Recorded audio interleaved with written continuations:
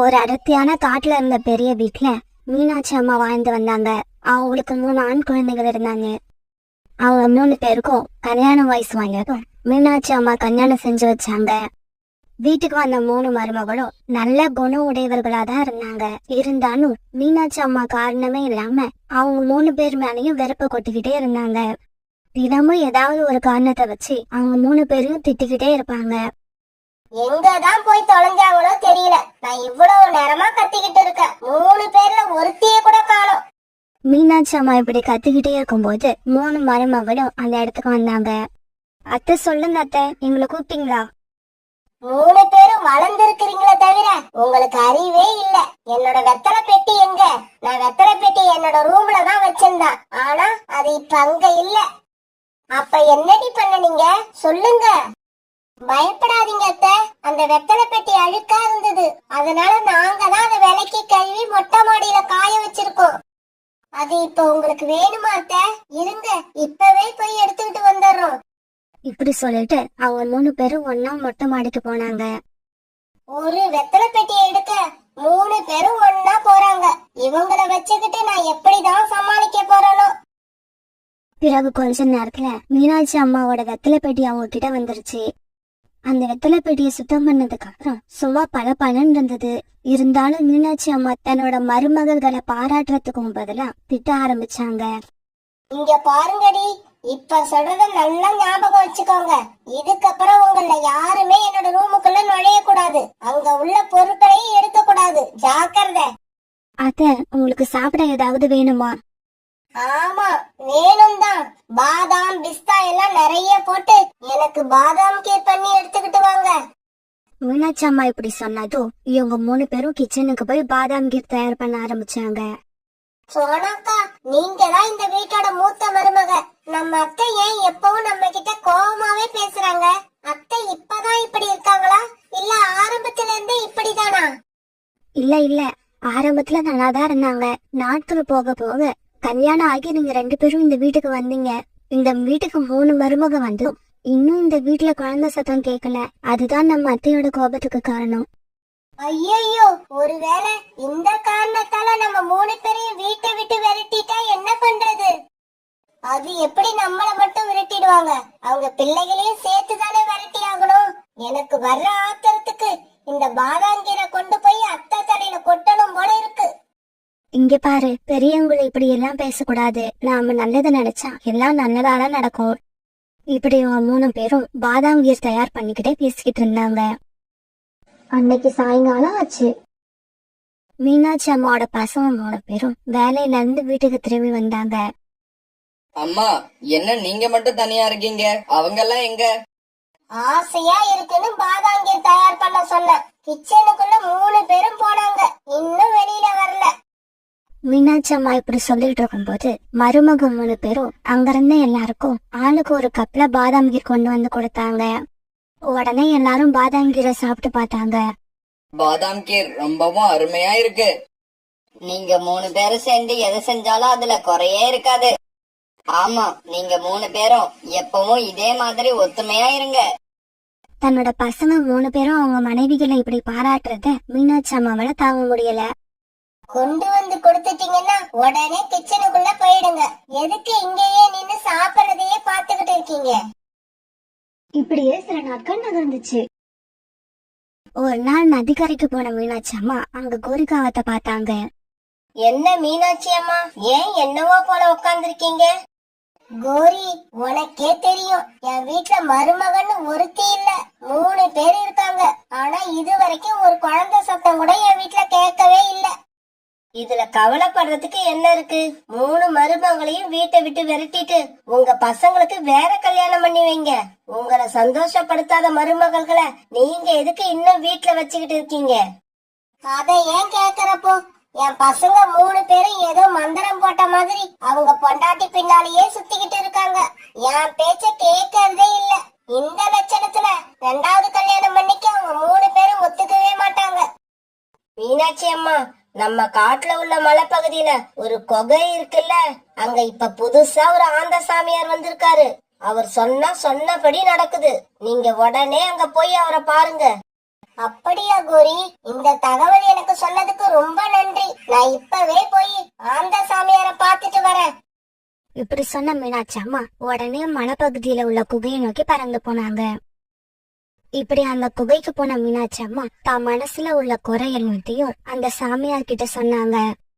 மகளே, உன்னோட மருமக 3 பேருக்கும் கடைசி வரைக்கும் குழந்தையே பிறக்காது. பாபாஜி, என்ன இது இப்படி சொல்லிட்டீங்க? எனக்கு ஏதாவது வழி காட்டுங்க. அதே சமயம் உங்க பசங்க மனச மாத்தி அவங்கள 2வது கல்யாணத்துக்கு என்னால ஒத்துக்க வைக்க முடியும். இப்படி நடக்கணும்னா அதுக்காக நான் பெரிய யாகம் ஒண்ணு நடத்தணும். அந்த யாகத்தை நடத்த 10,000 ரூபாய் செலவாகும். உன்னால அந்த அளவு செலவு பண்ண முடியுமா?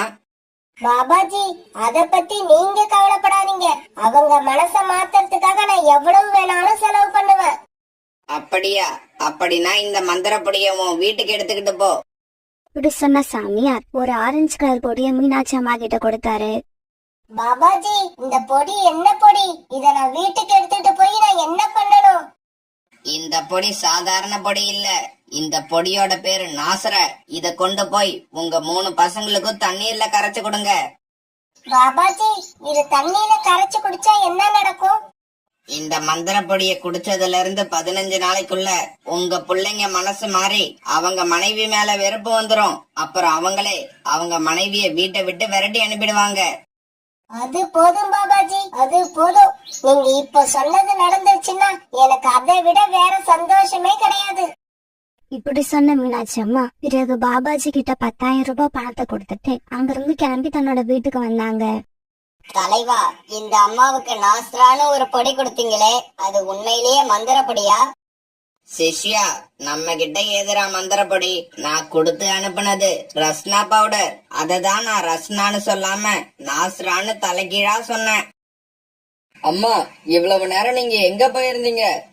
எல்லாம் நல்ல விஷயமா தாண்டா போயிருந்த. ஆமா, உங்க மனைவிங்க 3 பேரும் எங்க? உங்ககிட்ட சொல்லிட்டு கோவிலுக்கு போலாம்னு இவ்வளவு நேரம் காத்திருந்தாங்க. ஆனா நீங்க வரல. வேலையில இருந்து நாங்க திரும்பி வந்த உடனே எங்க கிட்ட சொல்லிட்டு இப்பதான் கோவிலுக்கு போனாங்க. கொஞ்ச நேரம் இருங்க, இதோ வரேன். இப்படி சொல்லிட்டு கிச்சனுக்குள்ள போன மீனாட்சி அம்மா அந்த மந்திர பொடிய தண்ணீர்ல கலந்து எடுத்துக்கிட்டு வந்து 3 பசங்க கிட்டையும் கொடுத்தாங்க. அம்மா, என்னம்மா இது? ஏய், நான் ஒரு பெரிய பாபாஜிய பாத்துட்டு வந்தேன். அவரு கொடுத்த மந்திர பொடி இது. இத குடிச்சா நம்ம குடும்பத்துக்கு நல்லதுன்னு சொன்னாரு. அம்மா சொன்னதை கேட்டு 3 பசங்களும் உடனே மந்திர பொடி கலந்த தண்ணீரை குடிச்சாங்க. அந்த தண்ணீரை அவங்க குடிச்சதும் மீனாட்சி அம்மாவுக்கு ரொம்ப சந்தோஷமா இருந்தது. இப்படியே அந்த சாமியார் சொன்ன 15 நாளும் ஓடிடுச்சு. ஆனா மீனாட்சி அம்மாவோட வீட்டுல எந்த மாற்றமும் நடக்கவே இல்லை. மீனாட்சி அம்மாவோட பசங்க 3 பேரும் எப்போதும் போல அவங்க மனைவி கிட்ட அன்பாவே இருந்தாங்க. இதனால கோபமான மீனாட்சி அம்மா மறுபடியும் சாமியார பார்க்க கிளம்பி போனாங்க. மீனாட்சி அம்மா சாமியார பார்க்க போன கொஞ்ச நேரத்துல 3 மருமகளும் ஒவ்வொருத்தரா திடீர்னு மயங்கி கீழே விழுந்தாங்க.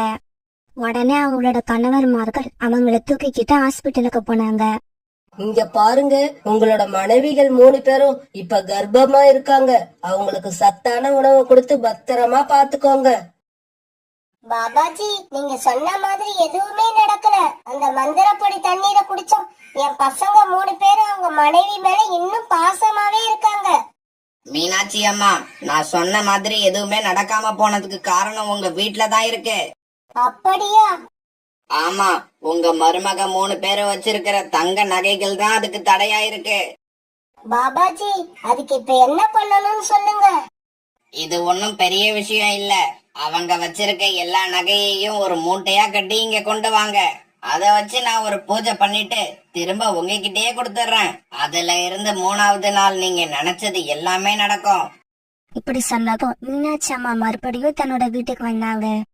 அத்தை, உங்ககிட்ட ஒரு சந்தோஷமான செய்தி சொல்லணும். இதை கேட்டா நீங்க ரொம்ப சந்தோஷப்படுவீங்க. இங்க பாருங்கடி, இப்ப நான் எதையும் கேட்கிற மனநிலையில இல்ல. நீங்க எல்லாம் சீக்கிரம் போய் உங்களோட நகைகளை எடுத்துக்கிட்டு வாங்க. எதுக்காக நகைகளை கேக்குறீங்க? பாருங்க, இதுக்கெல்லாம் பதில் சொல்லிக்கிட்டு இருக்க எனக்கு நேரம் இல்ல. சீக்கிரமா கொண்டு வாங்க.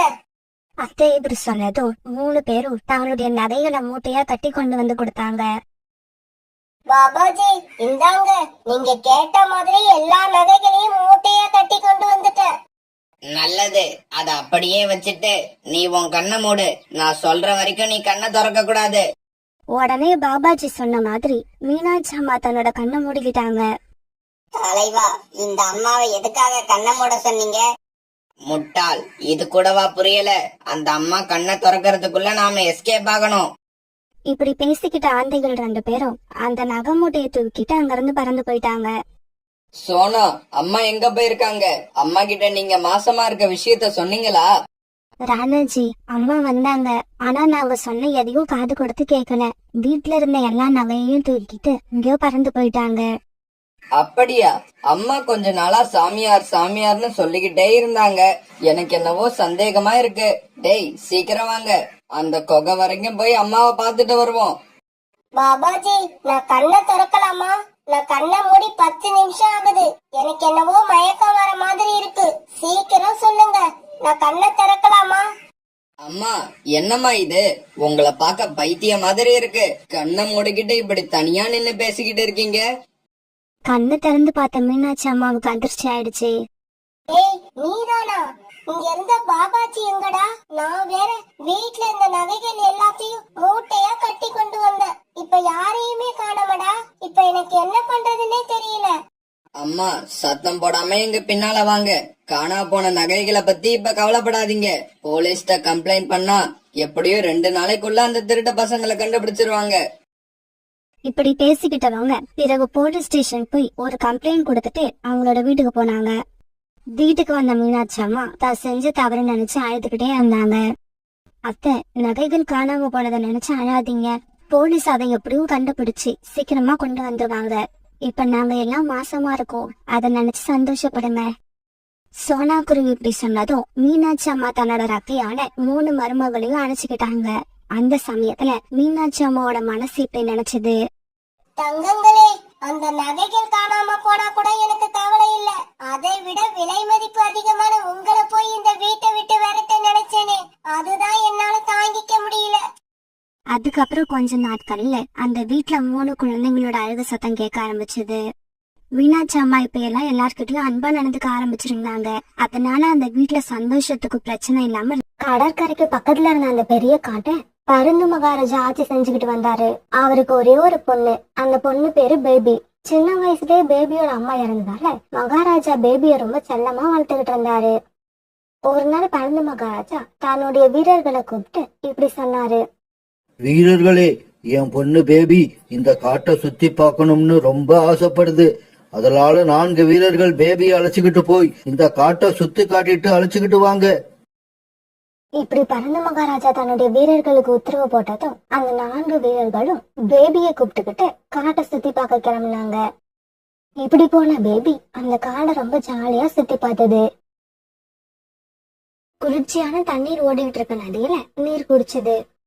பிறகு மரங்கள்ல பழுத்து தொங்கிட்டு இருந்த இனிப்பான பழங்களை சாப்பிட்டது. இப்படி ரொம்ப நேரம் காட்டை சுத்தி பார்த்த பேபி பிறகு அரண்மனைக்கு திரும்பி பறக்க ஆரம்பிச்சது. பேபி இந்த மாதிரி திரும்பி போயிட்டு இருக்கப்ப அது கழுத்துல போட்டிருந்த நெக்லஸ் கொக்கி கழட்டிக்கிட்டு கீழே விழுந்தது. இப்படி பேபியோட நெக்லஸ் விழுந்த இடத்துல 2 பறவைகளோட வீடுகள் இருந்தது. அந்த 2 வீட்டுல ஒண்ணு கோரிக்காகத்தோடது, இன்னொன்னு சோனா குருவியோடது. பேபி கழுத்துல இருந்த நெக்லஸ் கீழே விழுந்தத தன்னோட வீட்டு வாசல்ல உட்கார்ந்து கோரிக்காக பாத்துடுச்சு. பிறகு கீழே விழுந்த அந்த நெக்லஸ் பக்கத்துல போய் உட்கார்ந்த கோரிக்காகும் தன்னை யாராவது பாக்குறாங்களான்னு பாத்துச்சு. யாரும் பாக்கலன்னு தெரிஞ்ச உடனே அந்த நெக்லஸ் எடுத்துக்கிட்டு தன்னோட வீட்டுக்கு பறந்து போச்சு.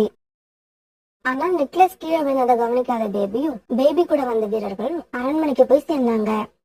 அரண்மனைக்கு பேபி போய் சேர்ந்த உடனே பேபியோட கழுத்துல நெக்லஸ் இல்லாதத பருந்து மகாராஜா கவனிச்சுட்டாரு.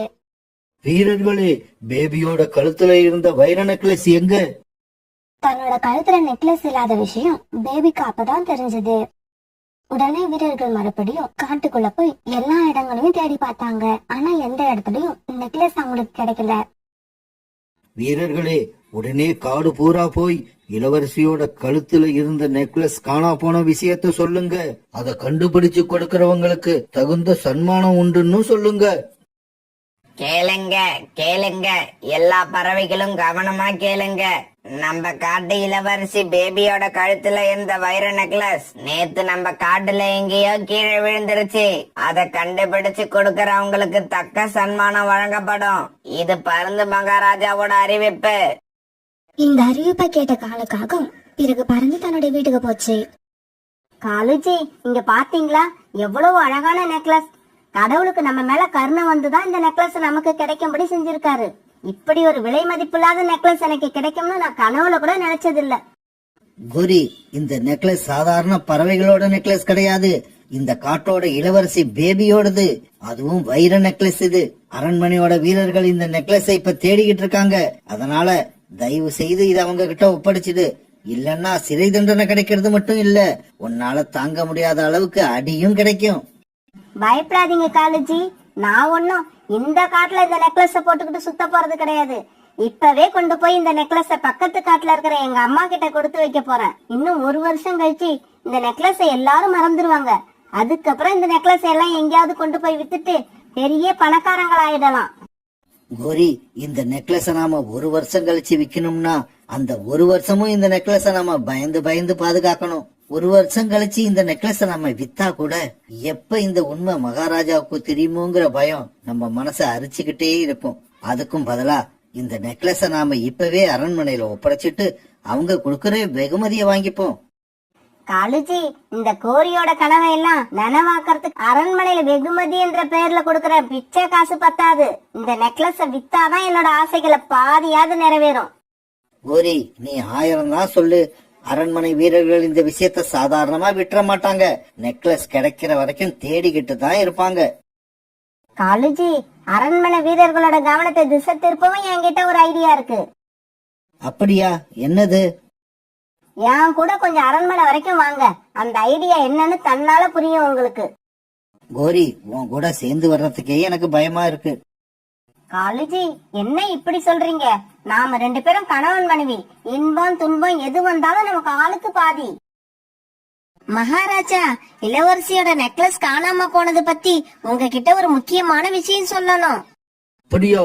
கோரி, சீக்கிரம் சொல்லு. அந்த நெக்லஸ் எங்க இருக்கு? யாருகிட்ட இருக்கு?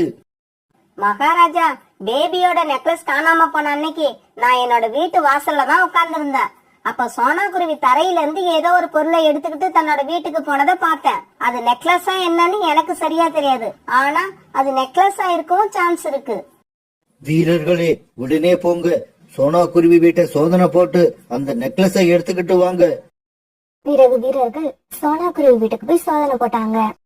ஆனா இப்படி சோதனை போட்ட வீரர்களுக்கு நெக்லஸ் கிடைக்கல. உடனே சோனா குருவி அரண்மனைக்கு அழைச்சிட்டு போனாங்க. மகாராஜா, நான் உண்மையை சொல்றேன். இளவரசியோட நெக்லஸ் நான் எடுக்கவும் இல்ல, அது எங்க வீட்லயும் இல்ல. நான் அப்படிப்பட்ட திருட்டு பறவையும் கிடையாது.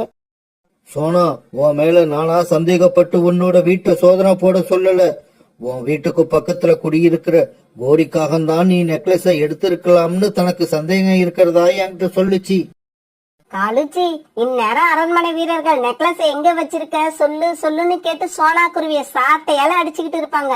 அப்புறம் இன்னொரு விஷயம், இந்த நெக்லஸ் இதுக்கு மேலேயும் நம்ம வீட்டுல இருக்கிறது நமக்கு ஆபத்து. அதனால இதை நான் கொண்டு போய் எங்க அம்மா வீட்டுல கொடுத்துட்டு வந்துடுறேன். கோரி, நீ சீக்கிரமா இந்த நெக்லஸ் எடுத்துக்கிட்டு இங்க இருந்து கிளம்பு. நீ சொல்ற மாதிரி இந்த நெக்லஸ் இங்க இருக்கிற ஒவ்வொரு நிமிஷமும் நம்ம தலைக்கு ஆபத்து தான். பிறகு கோரிக்காங்க அந்த நெக்லஸ் ஒரு பையில போட்டு எடுத்துக்கிட்டு தன்னோட அம்மா வீட்டை நோக்கி பறந்து போச்சு. அரண்மனையில இருந்து திரும்பி வந்த சோனா குருவி புறாவை போய் பார்த்தது. புறான்னா, வாழ்க்கையில இப்படி ஒரு அவமானத்தை நான் சந்திச்சதே இல்ல. அரண்மனையில நெக்லஸ் நான் எடுத்துட்டேன்னு என் மேல சந்தேகப்பட்டு இன்னைக்கு என் வீட்டை சோதனை போட்டாங்க. சோனு, மகாராஜா உன் மேல சந்தேகப்படுறதுக்கு காரணம் என்ன? எதை வச்சு அவங்க உன் மேல சந்தேகப்பட்டாங்க? கோரியக்கா தான் இப்படி ஒரு அபாண்டமான படிய என் மேல சொல்லியிருக்காங்க. இதை நான் சும்மா விட போறது இல்ல. கோரியக்காவை பார்த்து இப்பவே கேட்க போறேன். சோனா, கோரிய பார்த்து இதுக்கு நாயும் கேட்கறதுல எந்த புண்ணியமும் இல்ல. நான் இன்னைக்கு பக்கத்து காட்டுக்கு போயிட்டு திரும்பி வர்றப்ப கோரிக்காக ஒரு பைய தூக்கிக்கிட்டு பக்கத்து காட்டுக்கு பறந்து போனதை பார்த்தேன். அதனால அந்த நெக்லஸ் கோரிக்காக எடுத்திருக்குமோன்னு எனக்கு ஒரு சந்தேகம் வருது. அப்பனா உடனே வாங்க, கோரியக்காவோட அம்மா வீட்டு வரைக்கும் போய் அங்க என்ன நடக்குதுன்னு பாத்துட்டு வருவோம். இப்படி போன இவங்க கோரியோட அம்மா வீட்டுக்கு பக்கத்துல இருந்த ஒரு மரத்துல மறைஞ்சிருந்து அங்க என்ன நடக்குதுன்னு பார்த்தாங்க. வா, என்ன சொல்லாம கொள்ளாம திடீர்னு வந்திருக்க? ஆமா, இந்த பை உள்ள என்ன இருக்கு? அம்மா, சத்தம் போடாம பேசு. இந்த பைக்குள்ள எங்க காட்டு இளவரசி பேபியோட வைர நெக்லஸ் இருக்கு. அது கொஞ்ச நாளைக்கு இங்கேயே இருக்கட்டும். அப்புறம் இந்த வைர நெக்லஸ் இங்க இருக்கிற விஷயம் யாருக்கும் தெரியக்கூடாது. என்னம்மா கோரி, இப்ப மறுபடியும் திருட ஆரம்பிச்சிட்டியா? அந்த தொழில் உனக்கு வேண்டாமா? அது எப்பவுமே ஆபத்து. ஐயோ அம்மா, நான் இந்த நெக்லஸ திருடல. இத கீழே கடந்துதான் எடுத்தேன். ஆனா இத நான் அரண்மனையில ஒப்படைக்க போறதில்ல. அவ்வளவுதான் விஷயம். கொஞ்ச நாள் ஆனதுக்கு அப்புறம் இத வித்தா நாமெல்லாம் பெரிய பணக்காரங்கள் ஆயிடலாம். சோனா, எனக்கு என்னவோ கோரி அந்த நெக்லஸ் அவங்க அம்மா வீட்டுல மறைச்சு வச்சுட்டு போலான்னு வந்திருக்கோம்னு நினைக்கிறேன். இருக்கலாம் புராணா. கோரி அக்கா திரும்பி போகும்போது அவங்க வெறுங்கையோட வந்தா கண்டிப்பா இளவரசியோட நெக்லஸ் கோரி அக்காவோட அம்மா வீட்டுல இருக்குன்னு தான் அர்த்தம். அம்மா, அப்புறம் இன்னொரு விஷயம். இந்த நெக்லஸ் இங்க இருக்கிறது என்னோட தங்கச்சி வெள்ளையம்மாவுக்கு தெரிய வேண்டாம். தெரிஞ்சா அவ இந்த நெக்லஸ் எடுத்து போட்டு பார்க்கணும்னு ஆசைப்படுவா. இப்படி தன்னோட அம்மா கிட்ட சொன்ன கோரிக்காக்கும் பிறகு வீட்டை விட்டு வெளியே வந்து தன்னோட காட்டை நோக்கி பறந்து போச்சு. புராணா, நாம நினைச்ச மாதிரியே கோரி அக்கா இளவரசியோட நெக்லஸ இங்கதான் கொடுத்து வச்சுட்டு போறாங்க. இப்ப அந்த நெக்லஸ் நாம எப்படி வெளியில கொண்டு வரது? சோனா, எனக்கு ஒரு ஐடியா வருது. நாம அதுபடி நடந்தா இளவரசியோட நெக்லஸ் கோரியோட அம்மா வீட்டுல இருந்தா அது கண்டிப்பா வெளியே வந்துரும். இப்படி சொன்ன புறா தன்னோட ஐடியாவையும் சோனா குருவி கிட்ட சொல்லுச்சு. புராணா, உங்க ஐடியா கண்டிப்பா சக்சஸ் ஆகும். சீக்கிரம் வாங்க போவோம். இப்படி பேசிக்கிட்ட சோனா குருவியும் புறாவும் பிறகு கோரிக்காகத்தோட அம்மா வீட்டுக்கு போனாங்க. ஆமா, யார் நீங்க? யார பார்க்க இங்க வந்தீங்க? அம்மா, நாங்க தூரமா உள்ள காட்டுல இருந்து வரோம். நாங்க இமயமலைக்கு பக்கத்துல உள்ள காட்டுக்கு போயாகணும். ஆனா அங்க போறதுக்கான வழி எங்களுக்கு மறந்து போச்சு. அதனாலதான் உங்களை பார்த்து வழி கேட்டுட்டு போலான்னு வந்தோம். இவங்க இப்படி கேட்ட உடனே கோரிக்காகத்தோட அம்மா வீட்டுக்கு வெளியில வந்து இவங்களுக்கு வழி காமிச்சாங்க. நான் சொன்ன வழியில பறந்து போனீங்கன்னா சீக்கிரமாவே இமயமலைக்கு பக்கத்துல உள்ள காட்டுக்கு போய் சேர்ந்துடலாம். சரிம்மா, நாங்க கிளம்புறோம். அப்புறம் வீட்டை தாழ்பால் போட்டுக்கிட்டு பத்திரமா உள்ள இருங்க. ஏன் புறா, எதுக்காக அப்படி சொல்ற? அது வேற ஒண்ணும் இல்லம்மா. பக்கத்து காட்டு இளவரசி பேபியோட வைர நெக்லஸ் திருட்டு போயிடுச்சான். அதை தேடிக்கிட்டு இப்ப இந்த காட்டுக்கும் அரண்மனை வீரர்கள் வந்திருக்காங்க. இந்த காட்டுல உள்ள ஒவ்வொரு வீடா செக் பண்ணிக்கிட்டு வராங்க. ஆமாமா, அவங்க கிட்டத்தட்ட 10 வீரர்களுக்கு மேல இருக்காங்க. அவங்க ரொம்பவும் கோவமா இருக்காங்க. யார் வீட்டுல அந்த நெக்லஸ் கிடைச்சாலும் அந்த வீட்டுல உள்ளவங்களை அடிச்சே கொன்னுடுவாங்கன்னு நினைக்கிறேன். இதை கேட்ட உடனே கோரியோட அம்மா ரொம்ப பயந்துட்டாங்க. கோரியோட அம்மாவுக்கு முகம் வேர்த்து ஊத்துச்சு. ஏமா, உங்க முகம் ஏன் பயந்த மாதிரி இருக்கு? ரொம்ப வேர்த்து வேற ஊத்துது. அது ஒண்ணும் இல்லப்பா, எனக்கு பிளட் பிரஷர் இருக்கு. அதனாலதான் இப்படி. சரி சரி, நீங்க கிளம்புங்க, எனக்கு கொஞ்சம் வேலை இருக்கு. இப்படி சொன்ன கோரிக்காகத்தோட அம்மா உடனே வீட்டுக்குள்ள போய் கதவை சாத்திக்கிட்டாங்க. பிறகு புறாவும் சோனாவும் அங்கிருந்த ஒரு மரத்துக்கு பின்னாடி மறைஞ்சிருந்து கோரியோட வீட்டை கண்காணிக்க ஆரம்பிச்சாங்க. சோனா, நாம நினைச்ச மாதிரி வைரல் நெக்லஸ் கோரியோட அம்மா கிட்ட இருந்துச்சுன்னா அதை எடுத்து வேற எங்கேயாவது மறைச்சு வைக்க வெளியில போவாங்க. இல்ல அதை தூக்கி வீட்டுக்கு வெளியில எரிஞ்சிருவாங்க. இந்த ரெண்டுத்துல ஒண்ணு கண்டிப்பா நடக்கும் பாரு. புறா இப்படி சோனா குருவி கிட்ட சொல்லிக்கிட்டு இருக்கும் போதே கோரியோட அம்மா வீட்டுல இருந்து ஒரு பை பக்கத்துல இருந்த புதர் காட்டுக்குள்ள வந்து விழுந்தது. அப்படி பை வந்து விழுந்தத சோனா குருவி புறா 2 பேருமே பார்த்தாங்க. சோனா, நான் சொல்லல, நான் சொன்ன மாதிரியே நடந்துருச்சு. பிறகு புதர் காட்டுக்குள்ள கடந்த பேபியோட வைர நெக்லஸ் எடுத்துக்கிட்டு சோனா குருவியும் புறாவும் அரண்மனையை நோக்கி பறந்து போனாங்க. அங்க அரண்மனைக்கு போய் பருந்து மகாராஜாவை சந்திச்சு இவங்க வைர நெக்லஸ் அவர்கிட்ட ஒப்படைச்சாங்க. புறா, சோனா குருவி, இந்த வைர நெக்லஸை எடுத்து வச்சிருந்தது யாரு? இது எங்க இருந்தது? பிறகு புறாவும் சோனா குருவியும் நடந்தது எல்லாத்தையும் மகாராஜாவுக்கு எடுத்து சொன்னாங்க. பருந்து மகாராஜா தான் திருநதை மறைக்கிறதுக்கு தான் கோரியக்கா படியை ஏமால சொல்லியிருக்காங்க. வீரர்களே, சீக்கிரமா போங்க. அந்த கோரிக்காக எங்க இருந்தாலும் அதை கைது பண்ணி இழுத்துக்கிட்டு வாங்க. மகாராஜா உத்தரவு போட்டபடியே கொஞ்ச நேரத்துல வீரர்கள் கோரிக்காகத்தை கைது பண்ணி அழைச்சிட்டு வந்தாங்க. பிறகு உண்மையை கண்டுபிடிக்கிறதுக்கு ரொம்பவும் உதவியா இருந்த புறாவுக்கும் சோனா குருவிக்கும் நிறைய வெகுமதிகள் அரசர் கொடுத்தாரு. பருந்து மகாராஜா, என்ன மட்டும் கைது பண்ணி கொண்டு வந்துட்டீங்க. என்னோட கணவர் காலுக்காக எங்க? அவரை ஏன் கைது பண்ணல? கோரி, காலுக்காகத்தையும் கைது பண்ண தனியா ஆட்களை அனுப்பியிருக்க. இந்நேரம் கைது பண்ணி அழைச்சுக்கிட்டு வந்துகிட்டு இருப்பாங்க. வீரர்களே, என்ன இன்னும் வேடிக்கை பார்த்துக்கிட்டு நிக்கிறீங்க? இந்த கோரிக்காகத்தை கொண்டு போய் பாதாள சிறையில அடைங்க. ரொம்ப நன்றி மகாராஜா. பேச்சு துணைக்க கூட ஆள் இல்லாம தனியா ரொம்ப கஷ்டப்படுவோம்னு நினைச்சு பயந்து போயிருந்தேன். காலேஜி, எனக்கு என்னமோ ரொம்ப பயமா இருக்கு. இந்த ராத்திரியில இந்த இடத்துல நிக்கிறதுக்கு எனக்கு கூட தான் பயமா இருக்கு. நீ வெளியில சொல்லிட்ட, நான் சொல்லல. ஐயோ காலேஜி, நான் சொன்னது இந்த பயத்தை பத்தி இல்ல. எங்க உங்க மனைவி கோரிக்கு விஷயம் தெரிஞ்சு அவங்க வந்துருவாங்களோன்னு தான் பயமா இருக்கு.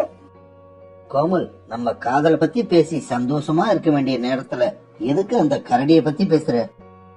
நீங்க 1000 தான் சொன்னாலும் அவங்க எனக்கு அக்கா முறை வேணும். நீ இதுவரைக்கும் கோரியோட 5 முகத்தை தான் பாத்திருக்க, அதனாலதான் இப்படி பேசுற. நான் அவளோட 6வது முகத்தை அடிக்கடி பார்த்தவன். கோமல், சரி வா கிளம்புவோம். பஸ்ஸுக்கு வேற மணி ஆயிடுச்சு. என்னங்க, நில்லுங்க, என்னை விட்டு போகாதீங்க. ஐயோ கோமல், நான் நினைச்ச மாதிரியே ஆயிடுச்சு. சீக்கிரம் கிளம்பு, கோரி வந்துட்டா. காலுஜி, அவ கூட போகாதீங்க, நில்லுங்க. கோமல், வேகமா பாரு, கோரி வந்துகிட்டே இருக்கா. காலு, போகாதீங்க, என்னை விட்டு போகாதீங்க. காலு, போகாதீங்க, என்னை விட்டு போகாதீங்க. காலு, போகாதீங்க, என்னை விட்டு போகாதீங்க. காலு, போகாதீங்க, என்னை விட்டு போகாதீங்க. ராத்திரி தூக்கத்துல இருந்த கோரி இப்படி கத்தட்ட உடனே காலை எழுந்து உட்காந்துச்சு. கோரி, ஏன் இப்படி கத்துற? நான் உன்னை விட்டு எங்கேயும் போகலையே, இங்கதானே இருக்கேன். காலுவோட குரலை கேட்டதும் கனவு கலைஞ்சு கண் வச்சுட்டு கோரிக்காகும். என்ன கோரி, தூக்கத்துல இப்படி கத்துற? ஏதாவது கனவு கண்டியா? ஆமா காலுஜி, நீங்க என்னை விட்டுட்டு இன்னொருத்தி கூட ஓடி போற மாதிரி ஒரு கெட்ட கனவு கண்டேன். என்னது, நான் இன்னொருத்தி கூட ஓடி போறேனா? இது கெட்ட கனவு இல்ல கோரி, என்னோட நீண்ட நாள் ஆசை. என்னங்க என்னங்க, வீட்ல யாரு இருக்கீங்க? யாருமா நீ? உனக்கு என்ன வேணும்? எனக்கு வீடு வாடகைக்கு வேணும். டூலைட் போர்ட பாத்துட்டு இங்க வந்தேன். அப்படியா? உங்க குடும்பத்துல எத்தனை பேருமா இருக்கீங்க? சார், எங்க குடும்பத்துல நானும் எங்க அம்மாவும் மட்டும்தான். எனக்கு இன்னும் கல்யாணம் ஆகல. இங்க பாருமா, வாடகை 2000 ரூபாய். 1 மாசம் வாடகை அட்வான்ஸா தரணும். வீட்டு ஓனர் புறா இப்படி சொல்ல மறுவார்த்தை பேசாம கோமல் பணத்தை எடுத்து கொடுத்துச்சு. சார், அப்புறம் இந்த காட்டுல கடற்கரை இருக்கிறதா கேள்விப்பட்டேன். அது எங்க இருக்கு? இங்க இருந்து இடது பக்கமா பறந்து போனா கொஞ்ச தூரத்திலே கடற்கரை வந்துரும். பாபா புறா வீட்டை வாடகைக்கு எடுத்த கோமல் இப்ப கடற்கரைக்கு வந்து உட்காந்து காத்து வாங்கிட்டு இருந்துச்சு. காலுஜி, வீட்ல மளிகை ஜாமான் எதுவுமே இல்ல, சீக்கிரம் கடைக்கு போய் வாங்கிட்டு வாங்க. கோரி, கடைக்கு போய் மளிகை ஜாமான வாங்கி அதை தூக்கிக்கிட்டு வர்றதெல்லாம் எனக்கு பிடிக்காதுன்னு உனக்கு தெரியும்ல, அப்புறமும் ஏன் என்னையே கடைக்கு அனுப்புற? மளிகை ஜாமான் வாங்கிட்டு வர்றது பிடிக்காதா? அப்புறம் சாப்பிட மட்டும் எப்படி பிடிக்குது? சாப்பிடணும்னு நினைச்சா மளிகை ஜாமானோட வீட்டுக்கு வாங்க. கோரி இப்படி சொல்ல காலுக்காக எரிச்சலோட வீட்டை விட்டு கிளம்பிச்சு. இப்படி வீட்டை விட்டு கிளம்புன காலு கடற்கரை பக்கமா பறந்து வர அங்க உட்கார்ந்து இருந்த கோமலை பார்த்துட்டு நேரா அங்க போச்சு. நீங்க யாரு? உங்களை நான் இதுக்கு முன்ன இந்த கடற்கரையில பார்த்ததே இல்லையே. என் பேரு கோமல். எனக்கு இந்த காட்டுக்கு டிரான்ஸ்பர் ஆனதால இன்னைக்குதான் இங்க வந்தேன். அப்படியா? உங்க வீடு? பாபா புறா இருக்காருல்ல, அவர் வீட்டை தான் வாடகைக்கு எடுத்திருக்க. ஓஹோ, நீங்க மட்டும் தனியாவா தங்கி இருக்கீங்க? நான் தனியா தான் தங்கி இருக்கேன். இன்னும் கொஞ்ச நாள்ல எங்க அம்மாவும் வந்துருவாங்க. ஆமா, என்ன பத்தியே கேட்டுட்டு இருக்கீங்க? உங்களை பத்தி வேணா கொஞ்சம் சொல்லுங்களேன், நானும் தெரிஞ்சுக்கிறேன். என் பேரு காலு. இந்த காட்டுல நானும் தனியா தான் இருக்கேன். எனக்கும் இன்னும் கல்யாணம் ஆகல. என்னது, உங்களுக்கு இன்னும் கல்யாணம் ஆகலையா? ஆச்சரியமா இருக்கு. ஏன், என்ன பார்த்தா வயசான மாதிரி இருக்கா? இல்ல காலேஜி, நான் அந்த அர்த்தத்துல சொல்லல. இவ்வளவு ஸ்மார்ட்டா இருக்கிறவங்கள இன்னும் யாரும் லவ் பண்ணாம இருக்காங்களே, அதுதான் எனக்கு ஆச்சரியமா இருக்கு. கோமல் இப்படி சொன்ன உடனே காலுவுக்கு மயக்கமே வர மாதிரி ஆயிடுச்சு. கோமல், நீ ஒரு உண்மைய சொல்லிட்ட. இப்ப நான் ஒரு உண்மைய சொல்ல போறேன். அது என்ன தெரியுமா? நீயும் ரொம்ப ரொம்ப அழகா இருக்க.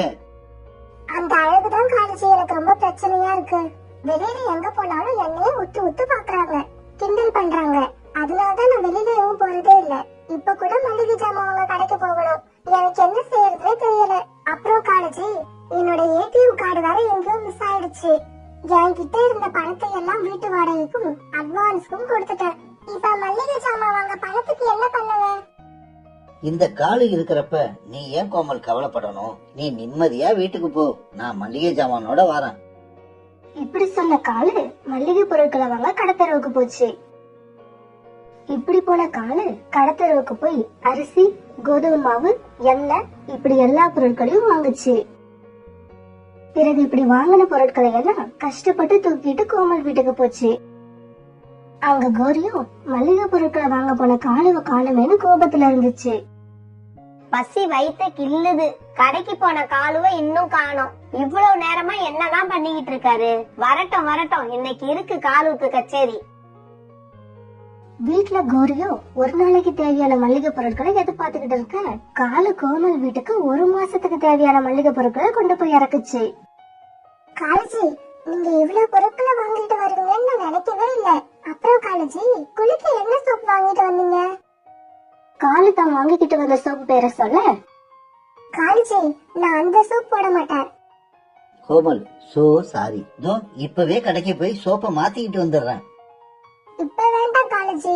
நாளைக்கு காலையில வரப்ப நான் சொல்ற சோப்பை வாங்கிக்கிட்டு அப்படியே நல்ல காஸ்ட்லியான ஃபேஸ் கிரீம் வாங்கிட்டு வாங்க. எப்படியாவது கோமலோட போன் நம்பரை வாங்கணுமே. இவ்வளவு செலவு பண்ணிட்டு போன் நம்பரை கூட வாங்கலன்னா காலுவுக்கு ரொம்ப அசிங்கம். என்ன காலேஜி, ஏதோ யோசனையா இருக்கீங்க? ஒண்ணுமில்ல, உன்னோட போன் நம்பர் இருந்தா காலையில வர்றப்ப இன்னும் வேற ஏதாவது தேவையான்னு கேட்கலான்னு நினைச்சேன். இவ்வளவுதானா? எழுதிக்கோங்க காலேஜி. 1010100101. சரி கோமல், நான் கிளம்புறேன். வீட்டுல வேலைக்காரி சாப்பாடெல்லாம் செஞ்சு வச்சுட்டு எனக்காக வெயிட் பண்ணிக்கிட்டு இருப்பா. நான் போய் சம்பளம் கொடுத்தாதான் போவா. காலேஜி, ஒரு சின்ன விஷயம். காலையில நீங்க வரும்போது கண்ணாடி போட்டுட்டு வாங்க. உங்க முகத்துக்கு கண்ணாடி போட்டா ரொம்ப அழகா இருக்கும். காலுவுக்கு வீட்டுக்கு போற வழியில எல்லாம் கோமலோட குரல் காதுல ஒலிச்சுக்கிட்டே இருந்தது. காலேஜி, காலையில போன நீங்க இப்பதான் வரீங்க, அதுவும் வெறுங்கையோட வரீங்க. இப்ப நான் எதான் சாப்பிடுறது? நீங்க வழியில எதையாவது வயிறு ஃபுல்லா சாப்பிட்டிருப்பீங்க. என்ன கோரி இப்படி சொல்லிட்ட? நானும் பசியில தான் இருக்கேன். என் ஃப்ரெண்டு சாப்பிட்டுட்டு போன்னுதான் சொன்னான். இருந்தாலும் நீ பக்கத்துல இல்லாம சாப்பிட்டா ஒரு பருக்க கூட என் வயித்துல இறங்காதுங்கிறது உனக்கு தெரியாதா கோரி? இப்ப நம்ம வீட்ல ஒரே ஒரு நெற்கதிர் மட்டும்தான் இருக்கு. வாங்க அதை சாப்பிடுவோம். இப்ப அந்த நெற்கதிர 2 பேரும் சாப்பிட்டாங்க. இப்படி சாப்பிட்டதுக்கு அப்புறம் கோரி படுத்து தூங்கிடுச்சு. ஆனா தூங்காம விழிச்சுக்கிட்டு இருந்த காலுக்காக கோமலுக்கு போன் பண்றதுக்காக பக்கத்து ரூமுக்கு போச்சு. ஹலோ ஹலோ, யார் பேசுறது? நான் தான் காலு பேசுறேன். காலேஜி, இதுதான் உங்க நம்பரா? நான் இதை சேவ் பண்ணிக்கிறேன். கோமல், நீ என்னோட நம்பரை இப்பதான் சேவ் பண்ணுற. ஆனா நான் பார்த்த நிமிஷத்திலேயே உன்னை என் இதயத்துல சேவ் பண்ணிட்டேன். காலேஜி, நீங்க பேசுறது எனக்கு கவிதை மாதிரி இருக்கு. ஆமா, தூங்கிட்டியா என்ன? இல்ல, இப்பதான் உங்களை நினைச்சுக்கிட்டே இருந்தேன். நீங்களே போன் பண்ணிட்டீங்க. சரி, நாளைக்கு நான் வீட்டுக்கு வர்றப்ப உனக்கு சாப்பிட என்ன வேணும்? எனக்கு ரசகுல்லா வாங்கிட்டு வாங்க. அதுதான் எனக்கு ரொம்ப பிடிக்கும். இப்படியே காலுக்காகவும் கோமலும் மணிக்கணக்கா பேசிக்கிட்டே இருந்தாங்க. சரி கோமல், பேசுனது போதும்னு நினைக்கிறேன். நாளைக்கு நேர்ல பார்த்து பேசிப்போம். ஓகே காலேஜி, அப்புறம் என்னோட குளிக்கிற சோப்பையும் ஃபேஸ் கிரீமையும் மறந்துடாதீங்க.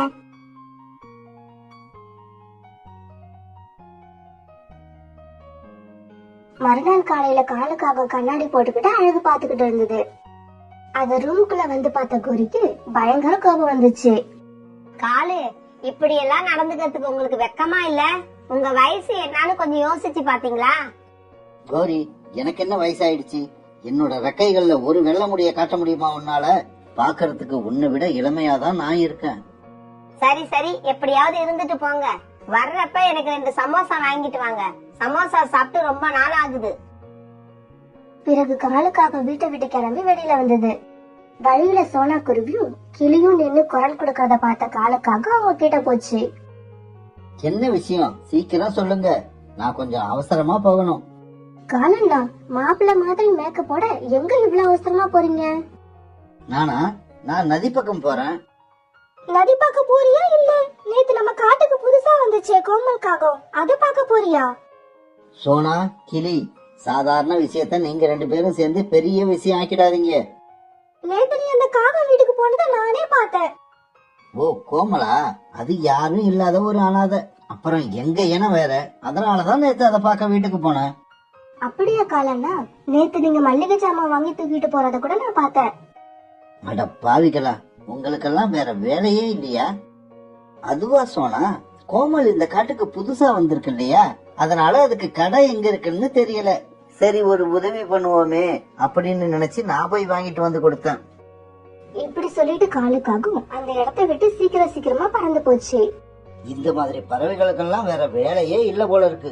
அடுத்தவங்களை நோட் பண்றதையே வேலையா வச்சிருக்காங்க. நான் யாருக்கும் தெரியாதுன்னு நினைச்சுக்கிட்டு இருக்கேன். கடைசியில பார்த்தா ஊருக்கே தெரிஞ்சிருக்கு.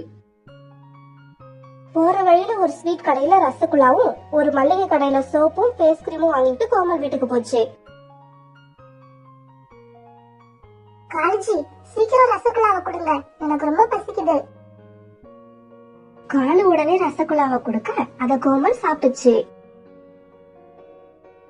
கோமல், நீ கேட்ட சோப்பும் ஃபேஸ் கிரீமும் இதுல இருக்கு. ஆனா காலஜி, நான் என் போனுக்கு ரீசார்ஜ் பண்ண சொல்ல மறந்துட்டேன். என்னோட ஏடிஎம் கார்டு தொலைஞ்சதுல பாவம் உங்களுக்கு தான் அதிகமா செலவு வைக்கிறேன். கோமல், நீ இப்படி எல்லாம் பேசக்கூடாது. எனக்கு இதெல்லாம் ஒரு விஷயமே இல்ல. ஒரு நிமிஷம் இரு, இப்பவே போய் ரீசார்ஜ் பண்ணிட்டு வந்துடுறேன். இப்படி சொன்ன காலு ரீசார்ஜ் பண்ண வெளியில போச்சு. காலு போய் கொஞ்ச நேரத்துக்கெல்லாம் கோமலோட அம்மா கிட்ட இருந்து கோமலுக்கு போன் வந்தது. கோமல், நீ இப்ப எங்கடி இருக்க? நான் இருக்கிறது இருக்கட்டும், என்ன தேடிக்கிட்டு வீட்டுக்கு போலீஸ் வந்துடா. ஆமாண்டி, தினமும் போலீஸ் வருது. நீ கல்யாணம் பண்ணிக்கிறேன்னு சொல்லி ஒருத்தங்கிட்ட 2 லட்சம் ரூபாய் வாங்கி ஏமாத்தினல்ல, அவன் போலீஸ்ல கம்ப்ளைண்ட் கொடுத்துட்டான். தினமும் போலீஸ் வந்து நீ எங்கன்னு கேட்டு தொல்லை பண்றாங்க. அம்மா, இன்னும் ஒரு 4-5 நாள் எப்படியாவது அட்ஜஸ்ட் பண்ணுங்க. இங்க காலையில ஒரு கிழமை மாட்டிருக்காரு. காலுகிட்ட இருந்து மொத்தமா ஒரு அமௌண்ட் அடிச்சுட்டு வந்துடுறேன். அப்புறமா நம்ம 2 பேரும் கிளம்பி வேற ஏதாவது ஒரு காட்டுக்கு ஓடி போயிடலாம். கோமல் வீட்டை விட்டு கிளம்பின காலு ரீசார்ஜ் பண்ற கடைக்கு போச்சு. இப்படி கடைக்கு போன காலு கோமலோட மொபைல் நம்பருக்கு 500 ரூபாய்க்கு ரீசார்ஜ் பண்ணுச்சு. இந்த நம்பர் அந்த கோமல் காகத்தோட நம்பர் தானே? ஆமா, இது கோமல் காகத்தோட நம்பர் தான். இது கோமல் காகத்தோட நம்பர்னு உனக்கு எப்படி தெரியும்? ஒரு நாள் நம்ம கடைக்கு ரீசார்ஜ் பண்ண வந்திருந்தது. கோமல் ரொம்ப அழகா இருந்துச்சு. அதனால கோமலோட முகமும் அந்த நம்பரும் என் நெஞ்சில அப்படியே பதிஞ்சு போயிடுச்சு. பிறகு காலுக்காக கோமல் வீட்டுக்கு பறந்து போச்சு. பாக்குறவன்லாம் கோமல் அழகு அழகுன்னு சொல்றாங்க. இனி எதுக்காகவும் வீட்டை விட்டு வெளியில வராதுன்னு கோமல்கிட்ட சொல்லி வைக்கணும். இப்படி நினைச்சுக்கிட்டே போன காலு மறுபடியும் கோமல் வீட்டுக்கு போச்சு. காலேஜி, எனக்கு ஒரு தேவைனா இப்படி உடனே நிறைவேற்றுறீங்க. அதனால நான் இப்ப ஒரு முடிவுக்கு வந்துட்டேன். என்ன முடிவு கோமல்? நான் உங்களை கல்யாணம் பண்ணிக்க முடிவு பண்ணிட்டேன். இத கேட்ட காலுவுக்கு ரொம்ப சந்தோஷமா இருந்தாலும் கோரியை என்ன பண்றதுன்னு நினைக்கும் போது காலுவுக்கு கொஞ்சம் குழப்பமாவே இருந்துச்சு. அப்புறம் காலேஜி, உங்க வீடு எவ்வளவு பெருசு?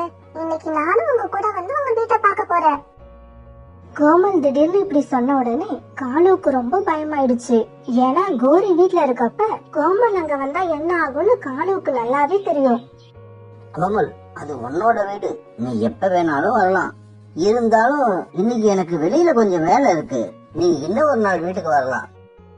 காலேஜி, சரி நான் இன்னைக்கு வரல, ஆனா நாளைக்கு வருவேன். சரி வா, ஆனா மதியத்துக்கு அப்புறம் வா, அப்பதான் வீட்டுக்கு நானும் வருவேன். சரி காலேஜி, நம்ம கல்யாணத்தை பத்தி நீங்க எதுவும் சொல்லவே இல்லையே. உங்களுக்கு என்ன கல்யாணம் பண்ண இஷ்டம் இல்லையா?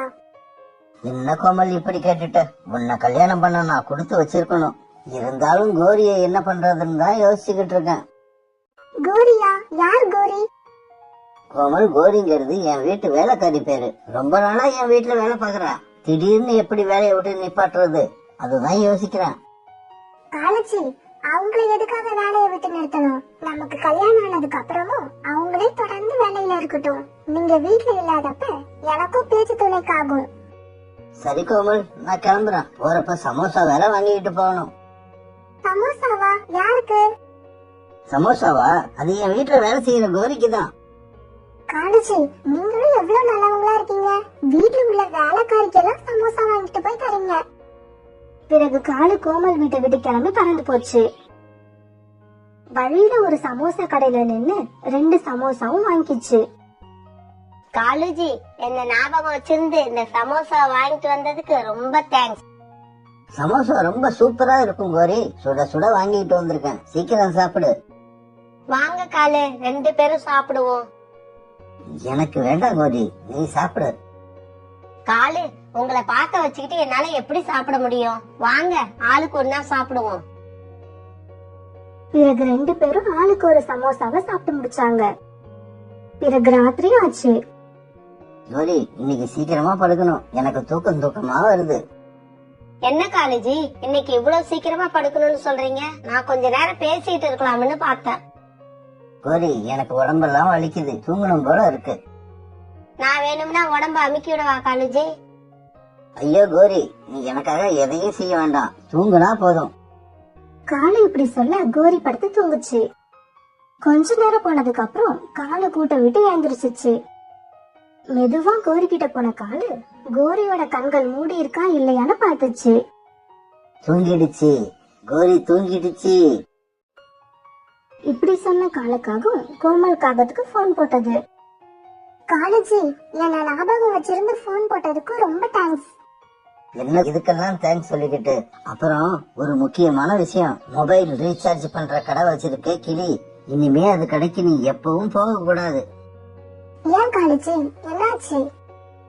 அந்த முட்டை கண்ண கிளி பேச்சுக்கு பேச்சு கோமல் ரொம்ப அழகு, கோமல் ரொம்ப அழகுன்னே சொல்லிக்கிட்டு இருக்கான். அடுத்தவன்லாம் ஒண்ணு இப்படி சொன்னா எனக்கு ரொம்ப கோபம் வருது. காலேஜி, இதுக்கப்புறம் அந்த கடை பக்கம் நான் போகவே மாட்டேன். எனக்கு நீங்க தான் காலேஜி முக்கியம். அப்புறம் உன்னோட ஹவுஸ் ஓனர் புறா இருக்குதே, அது கூட ஒரு மோசமான புறாதான். பெண்பறவைகள் வந்தாலே தேவையில்லாம பேச்சு கொடுக்கும், அதுகிட்டையும் பார்த்து ஜாக்கிரதையா நடந்துக்க. காலேஜி, இன்னும் எத்தனை நாள் இந்த வீட்டுல நான் இருக்க போறேன்? கல்யாணத்துக்கு அப்புறம் நான் தான் உங்க வீட்டுக்கு வந்துருவேனே. அட ஆமா, நான் அத மறந்துட்டேன் பாரு. அப்புறம் கோமல், நாளைக்கு நான் வரப்ப ஏதாவது வாங்கிட்டு வரணுமா? காலேஜி, நாளைக்கு காலையில நீங்க இங்க வர வேண்டாம். மதியானத்துக்கு அப்புறம் நானே உங்க வீட்டை பார்க்க வரேன். வழக்கம் போல இன்னைக்கும் காலும் கோமலும் ரொம்ப நேரம் பேசிக்கிட்டே இருந்தாங்க.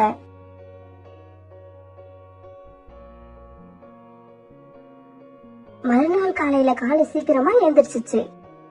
கோமல் வீட்டுக்கு வர்றப்ப கோரி இங்க இருந்தா சரியா வராது. கோரியை எங்கேயாவது வெளியில அனுப்பணும். எங்க அனுப்புறது, எப்படி அனுப்புறது? இப்படி யோசிச்சுக்கிட்டு இருந்த காலுவுக்கு ஒரு நல்ல ஐடியா கிடைச்சது. இந்த ஐடியா தான் சரி, இப்படியே செய்வோம். கோரி, எழுந்திரி. எவ்வளவு நேரம் தான் தூங்கிக்கிட்டே இருப்ப, சீக்கிரம் எழுந்திரி. காலேஜி, என்னாச்சு? ஏன் இவ்வளவு அவசரமா எழுப்புறீங்க? கோரி, ரொம்ப நாளா உங்க அம்மாவை போய் பாக்கணும்னு சொல்லிக்கிட்டே இருந்தேல்ல, இன்னைக்கு போய் பாத்துட்டு வந்துரு. காலேஜி, உண்மையாவா சொல்றீங்க? என் காதை என்னாலேயே நம்ப முடியல. எங்க அம்மா வீட்டுக்கு போகணும்னு சொன்னாலே திட்டுவீங்க. இன்னைக்கு எப்படி காலேஜி நீங்களாவே போகணும்னு சொல்றீங்க? அதுவா, நீ உங்க அம்மா மேல வச்சிருக்க பாசத்தையும் உங்க அம்மா உன் மேல வச்சிருக்க பாசத்தையும் இத்தனை நாள் நான் புரிஞ்சுக்கவே இல்ல, இன்னைக்குதான் புரிஞ்சுக்கிட்டேன். காலு, அப்படின்னா நீங்களும் என் கூட வாங்கல.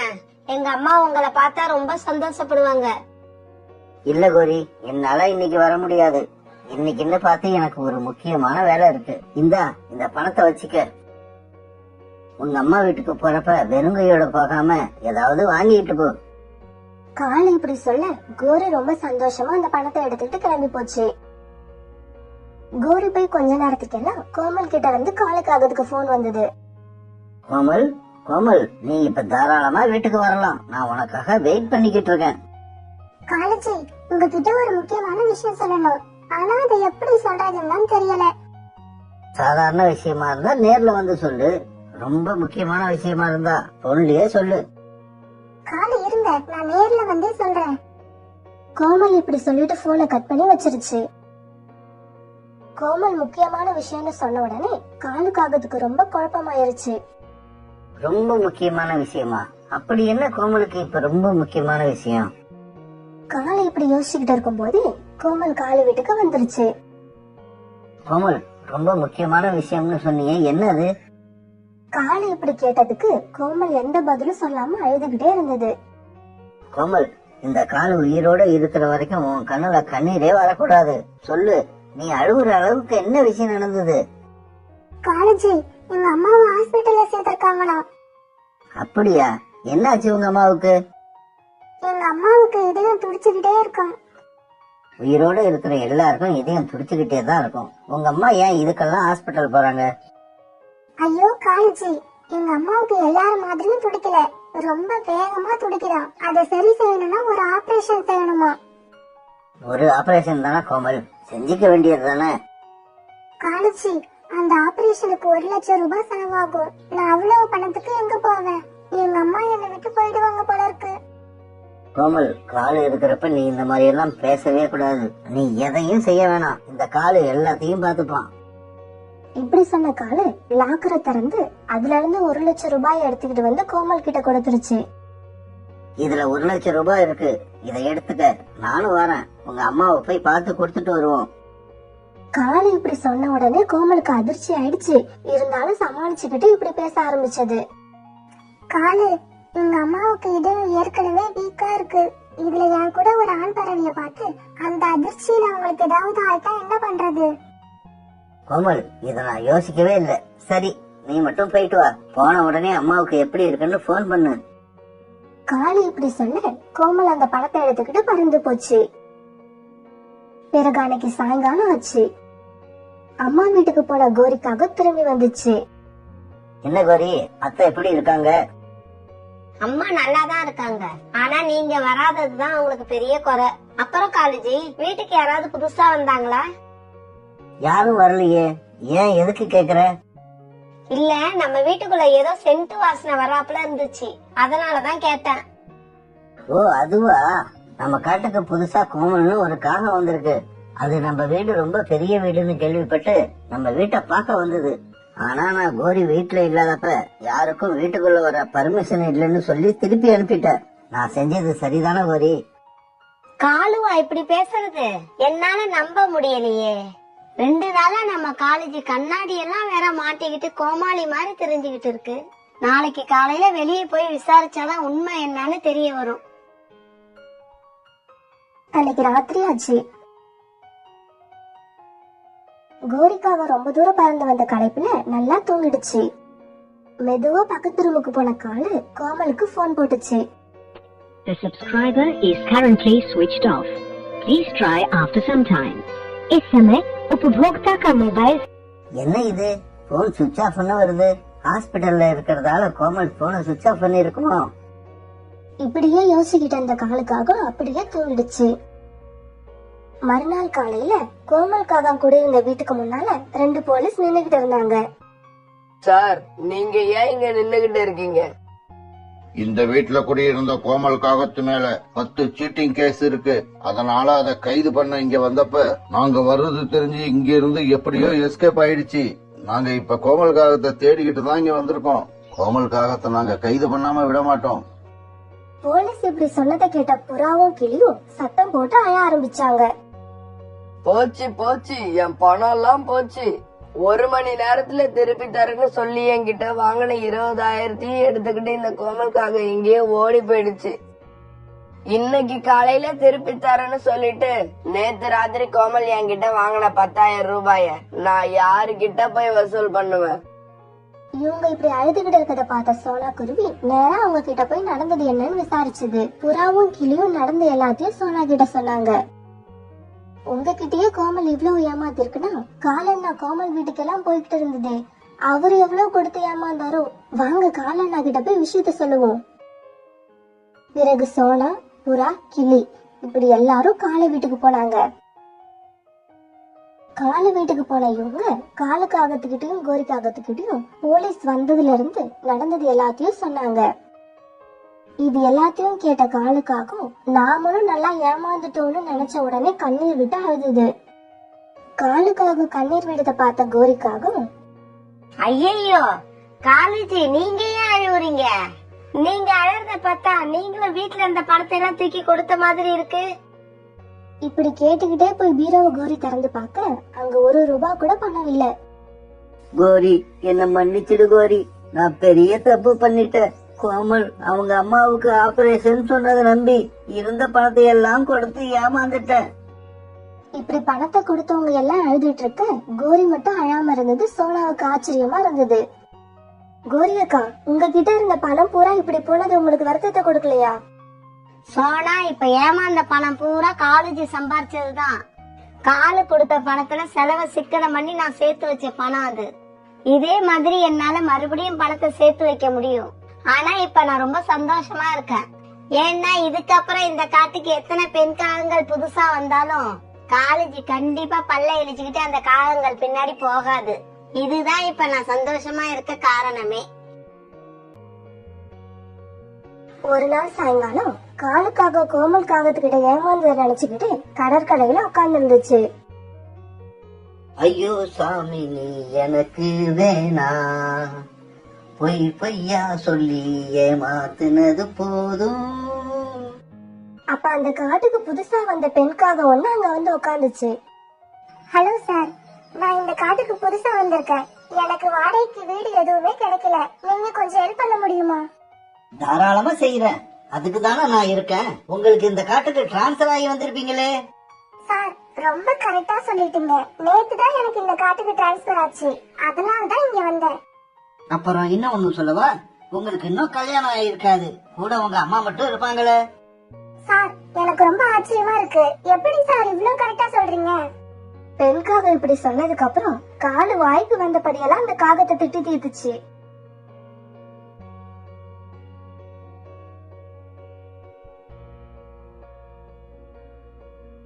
அதனால அந்த பெண்காக அழுதுகிட்டே அந்த இடத்த விட்டு போச்சு. இவன் சரியான பைத்தியமா இருப்பான் போல இருக்கு. இவன் கிட்ட போய் உதவி கேட்டது நம்ம தப்பு. கோரிக்காக ஒரு பெரிய காட்டுல உள்ள ஒரு அழகான வீட்டுல தன் கணவர் காலோட வாழ்ந்து வந்தது.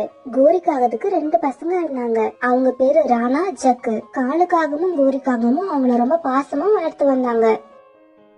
ராணாவும் ஜக்குவும் நகரத்துல உள்ள பெரிய கம்பெனில வேலை பார்த்து கை நிறைய சம்பளம் வாங்கினாங்க. ஆரம்பத்துல ரொம்ப ஏழையா இருந்த காலுவோட குடும்பம் இப்ப இவங்க 2 பேரும் சம்பாதிக்க ஆரம்பிச்ச உடனே நல்ல நிலைமைக்கு வந்துட்டாங்க. நகரத்துல வேலை பாக்குற ராணாவுக்கும் ஜக்குவுக்கும் நல்ல வரதட்சணை கொடுக்கற இடமா அவங்க அம்மா கோரி புரோக்கர்கிட்ட சொல்லி தேடிக்கிட்டு இருக்க, ராணாவும் ஜக்குவும் அப்பா அம்மாவுக்கு தெரியாம ஆளுக்கு ஒரு பெண்ணை லவ் பண்ணிக்கிட்டு இருந்தாங்க. ராணா, எனக்கு வயசாகிட்டே போகுதுன்னு எங்க அம்மா ஃபீல் பண்றாங்க. நீங்க என்ன ராணா, அம்மா கிட்ட இன்னைக்கு சொல்றேன் நாளைக்கு சொல்றேன்னு 6 மாசமா எழுத்துக்கிட்டு இருக்கீங்க. நம்ம காதுல சொல்ல என்ன பயப்படுறீங்களா? பயமா? எனக்கா? என்னமே நான் இப்படி கேட்டுட்டேன். எங்க அம்மா தான் என்கிட்ட பயப்படுவாங்க. வீட்டுல நான் வச்சதுதான் சட்டம். நீங்க சொல்றத நம்பவே முடியல. நீங்க உண்மையிலேயே அப்படி இருந்தா கல்யாணத்தை இவ்வளவு நாள் தள்ளி போட மாட்டீங்க. எனக்கு என்னமோ நான் ஒரு அம்மாவுக்கு பயந்த பிள்ளைய காதலிச்சுட்டோன்னு பயமா இருக்கு. மைனா, நீ வேணா பாரு. இந்த வாரத்துல எங்க அம்மா கிட்ட சொல்லி அடுத்த வாரத்துக்குள்ள நம்ம கல்யாணத்தை நடத்தி காட்டுறேன். ஓகே தானே? 1 வருஷமா இந்த வார்த்தையை நீங்க சொல்லி சொல்லி கேட்டு எனக்கு காது புளிச்சு போச்சு. அதனால கல்யாண விஷயமா நானும் மைனாவும் ஒரு முடிவு எடுத்துட்டோம். முடிவா? என்ன முடிவு? நாளைக்கு சாயங்காலம் நீங்க வேலையை முடிச்சிட்டு வீட்டுக்கு போறப்ப எங்களையும் கல்யாணம் பண்ணி அழைச்சிட்டு போறீங்க. என்னது நாளைக்கு கல்யாணமா? என்னது நாளைக்கு கல்யாணமா? ஆமா, நாளைக்கு நம்ம கல்யாணம் நடந்தே ஆகணும். ஆமா, நாளைக்கு நம்ம கல்யாணம் நடந்தே தீரும். மறுநாள் காலையில ஜக்குவும் ராணாவும் வேலைக்கு கிளம்பினாங்க. பசங்களா, இன்னைக்கு சாயங்காலம் ஆபீஸ்ல பர்மிஷன் கேட்டுக்கிட்டு சீக்கிரமா வாங்க. சீக்கிரம் வரணுமா? எதுக்குமா? பொண்ணு வீட்டுக்காரங்க வர்றப்ப நீங்களும் வீட்டுல இருக்கிறது தானே மரியாதை. அம்மா, கல்யாணத்துக்கு இப்ப என்னம்மா அவசரம்? எங்களுக்கு யோசிக்க கொஞ்சம் டைம் கொடுங்கம்மா. டேய் ராணா, அம்மா இப்ப என்ன சொன்னு சொல்லு. சாயங்காலம் சீக்கிரமா வர சொன்னீங்க. கரெக்ட், அததான் சொன்னேன். நான் சொன்னதை நீங்க செஞ்சா போதும். கல்யாணத்தை பத்தி உங்க அபிப்பிராயத்தை இங்க யாரும் கேட்கல. நீங்களா சொன்னா கூட இந்த கோரி கேட்கறதுக்கு தயாரா இல்ல. அம்மா இப்படி சொன்ன உடனே மறுவார்த்தை பேசாம ராணாவுக்கும் வேலைக்கு கிளம்பி போனாங்க. அன்னைக்கு சாயங்காலம் வழக்கமா சந்திக்கிற கார்டன்ல தன்னோட காதலிய சந்திச்ச ராணாவும் ஜக்குவும் எவ்வளவோ கெஞ்சி பார்த்தாங்க. ஆனா சோனாவும் மைனாவும் ரொம்ப பிடிவாதமா இருந்ததால வேற வழி இல்லாம கல்யாணம் பண்ணிக்கிட்டாங்க. அன்னைக்கு சாயங்காலம் மாப்பிள்ளை வீட்டுக்காரங்களை எதிர்பார்த்து காத்திருந்த காலு கோரி 2 பேருமே தான் பசங்க ராணாவும் ஜக்குவும் கல்யாணம் பண்ணிக்கிட்டு வந்து நிக்கிறத பார்த்து அதிர்ச்சி ஆயிட்டாங்க. கோரிக்கு வந்த கோபத்துல வீட்டை விட்டு வெளியில போங்கடான்னு சொல்ல நினைச்சது. அந்த வார்த்தையும் வாய் வரைக்கும் வந்துச்சு. ஆனா காலை அந்த சமயத்துல இப்படி பேச ஆரம்பிச்சது. கோரி, ஒரு நிமிஷம் உள்ளவா, உன்கிட்ட ஒரு முக்கியமான விஷயம் பேசணும். காலை இப்படி சொல்ல கோரியும் உள்ள போச்சு. இப்ப என்ன செய்யலான்னு இருக்க? பசங்க 2 பேரையும் வீட்டை விட்டு அனுப்பலான்னு தானே முடிவு பண்ணிருக்க? ஆமா, அதுதான் முடிவு. அப்பதான் என் கோபம் தீரும். உன் கோபத்தை தூக்கி உடப்புல போடு. உன் காதுல தோடு, கழுத்துல நெக்லஸ் எல்லாம் எப்ப தெரியுமா வந்தது? பசங்க 2 பேரும் வேலைக்கு போனதுக்கு அப்புறம் தான் உனக்கு இந்த வாழ்க்கையே. இப்ப நீ பசங்க 2 பேரையும் வீட்டை விட்டு வெளியில அனுப்புனீன்னா அவங்க நல்லாதான் இருப்பாங்க. ஆனா நீ இதே வாழ்க்கைய தொடர்ந்து வாழ முடியாது. இந்த விஷயத்தை பத்தி யோசிச்சு அப்புறமா ஒரு நல்ல முடிவெடு. காலேஜி, இதுக்குதான் நீங்க என் கூடவே இருக்கணுங்கிறது. நீங்க மட்டும் சொல்லலன்னா இந்நேரம் இவங்களை வீட்டை விட்டு அனுப்பி பெரிய தப்பு பண்ணிருப்பேன். இப்ப பாருங்க என்னோட நடிப்ப. எல்லாரையும் சந்தோஷமா வீட்டுக்குள்ள விட்டுட்டு சமயம் கிடைக்கிறப்ப மருமகள் 2 பேரையும் வீட்டை விட்டு துரத்துறேன் பாருங்க. என்னடா பசங்களா இப்படி பண்ணிட்டீங்க? அம்மா கிட்ட ஒரே ஒரு வார்த்தை சொல்லிருந்தீங்கன்னா உங்க மனசுக்கு பிடிச்ச பெண்ணோடயே கல்யாணம் பண்ணி வச்சிருப்பேனடா. உன் பேரு என்னம்மா? அத்தை, என் பேரு சோனா. உங்ககிட்ட சொல்லாம கல்யாணம் செஞ்சுக்கிட்டதுக்கு எங்களை மன்னிச்சிடுங்க. அப்புறம் உன் பேரு என்ன? அத்தை, என் பேர் மைனா. நாங்களும் எங்க காதலை பத்தி எப்பவோ உங்ககிட்ட சொல்லிட்டோம். இவங்க தான் உங்ககிட்ட சொல்லவே இல்ல. அதனாலதான் அத்தை இந்த மாதிரி ஆயிடுச்சு. என் பசங்க என்கிட்ட சொல்லாம துணிச்சலா கல்யாணம் பண்ணிக்கிட்டாங்கன்னு நினைக்கிறப்ப எனக்கு ரொம்ப ஆச்சரியமா இருக்குமா. அத்தை, உங்க பசங்களுக்கு கொஞ்சம் கூட துணிச்சலே இல்லங்கிறது உண்மைதான். எங்களோட பிடிவாதத்துலதான் இந்த கல்யாணமே நடந்துச்சு. மைனா இப்படி கள்ளம் கபலம் இல்லாம பேச கௌரியோட மனசுல கோபம் எரிமலையா வெடிச்சது. இருந்தாலும் கௌரி அதை வெளியில காட்டிக்கல. அப்படியாம்மா, உங்களோட பிடிவாதத்தாலதான் இந்த கல்யாணம் நடந்துச்சா? இத கேக்குறப்ப அத்தைக்கு எவ்வளவு தெரியுமா சந்தோஷமா இருக்கு. சரி சரி, என்னடா 2 பேரும் திருன்னு வீழ்ச்சிக்கிட்டு நிக்கிறீங்க? வந்த பொண்ணுங்களை வாசலே நிக்க வைக்கிறமேன்னு அறிவில்ல. அழைச்சிட்டு உள்ள போங்க. பொண்ணுங்க 2 பேரையும் பார்த்தா நல்ல பொண்ணுங்க மாதிரி தான் தெரியுது. இப்போதைக்கு என்னவோ சொல்லி கோரி கிட்ட இருந்து காப்பாத்திட்டேன். இதுக்கப்புறம் இவங்களை அந்த ஆண்டவன் தான் காப்பாத்தணும். இப்படியே சில மாசங்கள் நகர்ந்துச்சு. கல்யாணம் ஆகி ரொம்ப நாள் ஆகியும் சோனா மைனா 2 பேருக்குமே குழந்தை பிறக்காது கோரிக்கு சந்தோஷத்தை கொடுத்தது. இதையே காரணமா வச்சு சோனாவையும் மைனாவையும் வீட்டை விட்டு விரட்டிட்டு தன்னோட பையன் ராணாவுக்கும் ஜக்குவுக்கும் பணக்கார இடமா பார்த்து கல்யாணம் பண்ண முடிவு பண்ணுச்சு. இப்படி முடிவு பண்ண கோரி சோனாவையும் மைனாவையும் கூப்பிட்டு இப்படி பேசுச்சு. சோனா, மைனா 2 பேரும் இங்க வாங்க. என்ன அத்தை? அத்தை, எதுக்கு கூப்பிட்டீங்க? நீங்க 2 பேரும் என் பசங்களை கல்யாணம் பண்ணிக்கிட்டு வந்து 1 வருஷம் ஆயிடுச்சு. இந்த வீட்ல இன்னும் குழந்தை சத்தம் கேட்கல. அக்கம் பக்கத்துல உங்களுக்கு அப்புறம் கல்யாணம் ஆனவங்க குழந்தையோட நிக்கிறாங்க. ஆனா உங்க வயித்துல ஒரு புழு பூச்சி கூட இல்ல. அத்தை, சின்ன வயசுல என் வயிற்றுலயே புழு பூச்சிதான் இருந்துச்சு. ஆனா எங்க அம்மா தான் மாத்திரை போட சொல்லி அதையெல்லாம் கொண்டுட்டாங்க. மைனா, உனக்கு எந்த நேரத்துல என்ன பேசணும்னே தெரியல. கொஞ்ச நேரம் பேசாம இரு. அத்தை, குழந்தை எப்ப பிறக்கும்னு யாருக்கு தெரியும்? அது அந்த கடவுளுக்கு மட்டும்தான் தெரியும். கடவுளுக்கு தெரியாது, இந்த கோரிக்கு தான் தெரியும். உங்களால எனக்கோ என் பசங்களுக்கோ எந்த சந்தோஷத்தையும் கொடுக்க முடியல. அதனால என் பசங்களுக்கு நான் இன்னொரு கல்யாணம் பண்ண போறேன். இப்படி சொன்ன கோரி ராணாவையும் ஜக்குவையும் கூப்பிட்டு அழுது நடிச்சது. 2வது கல்யாணம் பண்ண அவங்களையும் ஒத்துக்க வச்சது. பேர குழந்தைங்களை கொஞ்சம் விளையாடணும்னு நான் ஆசைப்படுறது தப்பாடா? சொல்லுங்கடா. இப்படி சொல்லிக்கிட்டே கோரி அழ ராணாவும் ஜக்குவும் மனசு உருக்கிட்டாங்க. அம்மா, இந்த கல்யாணத்துக்கு நாங்க ஒத்துக்கிறது எங்களுக்காக இல்ல, உனக்காக தாமா. ராணாவும் ஜக்குவும் இப்படி சொன்ன உடனேதான் கோரிக்கு நிம்மதியாச்சு. ஆனா இந்த விஷயம் தெரிஞ்ச சோனாவும் மைனாவும் ராணாவையும் ஜக்குவையும் புடின்னு பிடிச்சிட்டாங்க. சார், 2வது கல்யாணம் பண்ண போறீங்க போல இருக்கு. சோனா, தப்பா நினைக்காத. இந்த கல்யாணம் எனக்காக இல்ல, குழந்தைக்காக. அதுவும் எங்க அம்மா ஆசைப்படுறதாலதான். ராணா, நான் என்ன சொல்றேன், குழந்தை பிறக்காம இருக்கிறதுக்கு நான் மட்டும் காரணம்னு எதை வச்சு முடிவு பண்ணீங்க? இன்னைக்கே டாக்டர் கிட்ட போய் 2 பேரும் டெஸ்ட் பண்ணிப்போம். டெஸ்ட் ரிசல்ட்ட பாத்துட்டு கல்யாணத்தை பத்தி அப்புறம் முடிவு பண்ணலாம். சோனாவோட பேச்சு கேட்ட கோரிக்கு கொஞ்சம் அதிர்ச்சி ஆயிடுச்சு. மைனா, எங்க அம்மா என்ன பணம் வேணும் நகை வேணும்னா கேக்குறாங்க? ஆஃப்டர் ஆல் ஒரு குழந்தை தானே கேக்குறாங்க. அத பெத்து கொடுத்ததுதான் அவங்க ஏன் இன்னொரு கல்யாணம் பண்ண சொல்ல போறாங்க? ஜக்கு, நீங்க என்ன இப்படி எல்லாம் பேசுறீங்க? நான் உங்க அப்பாவை பத்தி கேள்விப்பட்டுதான் உங்களை கல்யாணம் பண்ணவே ஆசைப்பட்டேன். என்ன கேள்விப்பட்ட எங்க அப்பாவை பத்தி? உங்க அப்பா உங்க அம்மாவை எதிர்த்தே பேச மாட்டாரு. அப்புறம் உங்க அம்மா என்ன சொன்னாலும் உங்க அப்பா ஆமா சாமி போடுவாரு. இப்படி எல்லாம் நிறைய கேள்விப்பட்டிருக்கேன். அவருடைய பையன் நீங்களும் அப்படியே தான் இருப்பீங்கன்னு நினைச்சேன். நீங்க என்னதான் இன்னொரு கல்யாணம் பண்ண போறேன்னு சொல்றீங்க. இது உங்களுக்கு நியாயமா இருக்கா? இவங்க பேசுறது எல்லாம் கேட்ட காலு கோரி கிட்ட எப்படி சொல்லுச்சு. கோரி, ஒரு மருமக டெஸ்ட் பண்றதுக்கு ராணாவை ஹாஸ்பிட்டலுக்கு கூப்பிடுறா. இன்னொரு மருமக என்னோட தன்மானத்தையே சுரண்டி பாக்குறா. நான் என்ன சொல்றேன், ஒரு 2 மாசம் இவங்க 2 பேருக்கும் டைம் கொடு. அதுக்கப்புறமும் குழந்தை பிறக்கலன்னா மேற்கொண்டு என்ன செய்யலான்னு அப்புறம் யோசிக்கலாம். காலு சொன்னது கோரிக்கு சரின்னு பட 2 பேருக்கும் 2 மாசம் டைம் கொடுத்தது. பிரச்சனைய தற்காலிகமா முடிச்சு வச்சது. ஒரு நாள் கடத்தெருவுக்கு போன சோனாவும் மைனாவும் யதார்த்தமா அங்க சோனாவோட அம்மாவை பார்த்தாங்க. சோனா தன்னோட அம்மாவை பார்த்த உடனே தன்னையும் அறியாம அழ ஆரம்பிச்சது. சோனா, ஏண்டி எழுவுற? என்னாச்சு? அம்மா இப்படி கேட்ட உடனே சோனாவும் மைனாவும் நடந்ததையெல்லாம் அழுதுகிட்டே சொன்னாங்க. இன்னும் 2 மாசத்துல எங்களுக்கு குழந்தை பிறக்கலன்னா ராணாவுக்கும் ஜக்குக்கும் வேற கல்யாணம் பண்ண போறாங்களாம். இதுவா பிரச்சனை? அம்மாவை பாத்துட்டீங்கல்ல, இனிமே எல்லா பிரச்சனையும் சரியாயிடுச்சுன்னு நினைச்சுக்கோங்க. நம்ம வீட்டுக்கு பக்கத்துல ஒரு பாபா சித்தர் இருக்காரு. அவர் குடுக்கிற மந்திர பொடிய வாங்கி சாப்பிட்டா 15 நாள்ல குழந்தை உண்டாயிடும். நீங்க 2 பேருமே அம்மாவா ஆயிடுவீங்க. இப்படி சொன்ன சோனாவோட அம்மா சோனாவையும் மைனாவையும் உடனே அவர்கிட்ட அழைச்சுக்கிட்டு போச்சு. பாபா சித்தர்கிட்ட இவங்க போறப்ப அங்க ரொம்ப கூட்டமா இருந்தது. இவங்க முறை வர வரைக்கும் காத்துக்கிட்டு இருந்த இவங்க மெதுவா சாமியார் கிட்ட போனாங்க. இப்ப சோனாவோட அம்மா சாமியார் கிட்ட நடந்தது எல்லாத்தையும் சொன்னாங்க.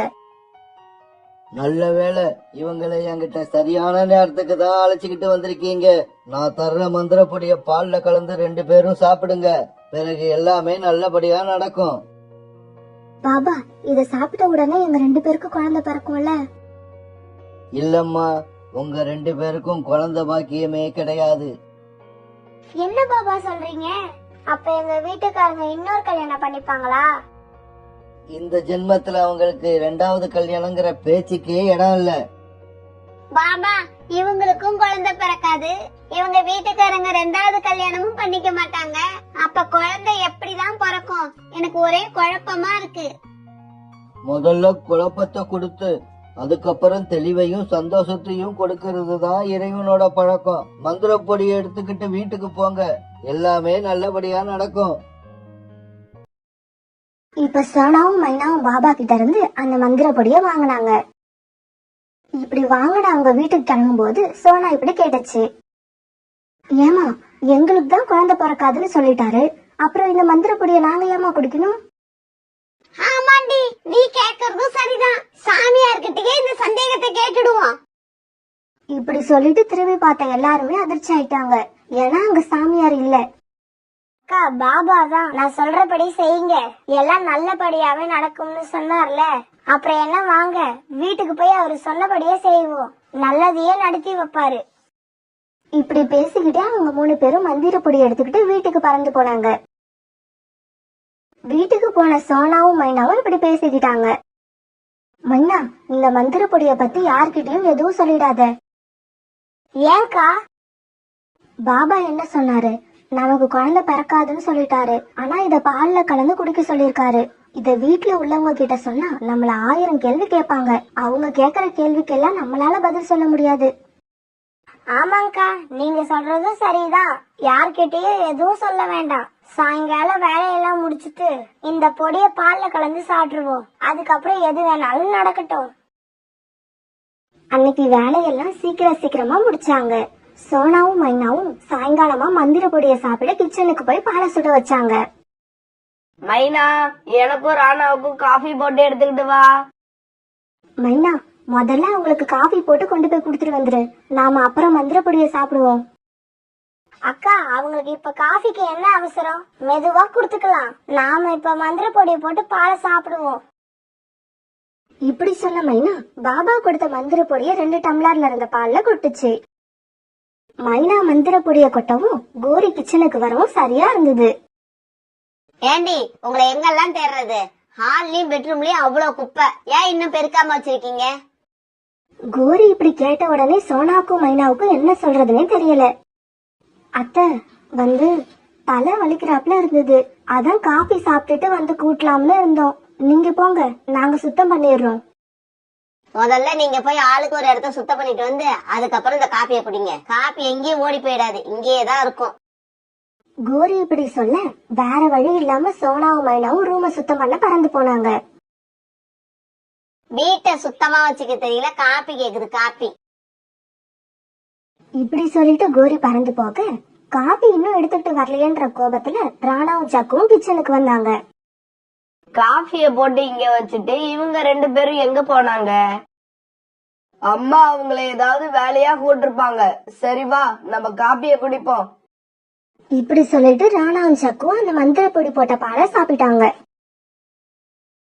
இவங்க சாப்பிட்டு முடிக்கவும் சோனாவும் மைனாவும் வேலையை முடிச்சிட்டு கிச்சனுக்கு வரவும் சரியா இருந்தது.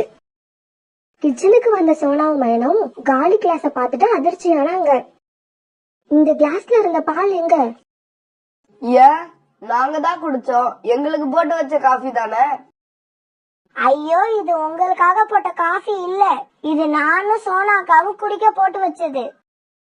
ஓஹோ, இதுதான் விஷயமா? காஃபி நல்லா டேஸ்டா இருந்தப்பவே சந்தேகப்பட்டேன்.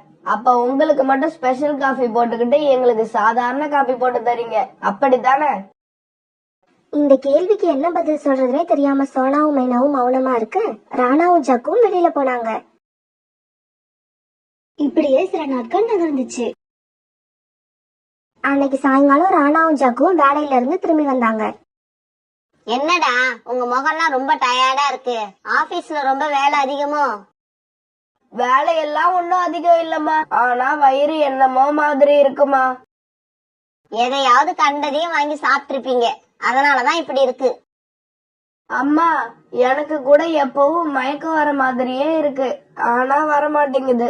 வாந்தி வர்ற மாதிரியே இருக்கு, ஆனா அதுவும் வர மாட்டேங்குது. ராணா, ஜக்கு, நீங்க 2 பேரும் இன்னும் கொஞ்ச நாளைக்கு வெளியில எதையும் வாங்கி சாப்பிடாதீங்க. அப்புறம் நாளைக்கு இதே மாதிரி இருந்தா சொல்லுங்க, டாக்டர்கிட்ட போய் காட்டுவோம். கோரியும் கோரியோட பையன்களும் இப்படி பேசிக்கிட்டதை கேட்டா சோனாவும் மைனாவும் கிச்சனுக்கு போய் இப்படி பேசிக்கிட்டாங்க.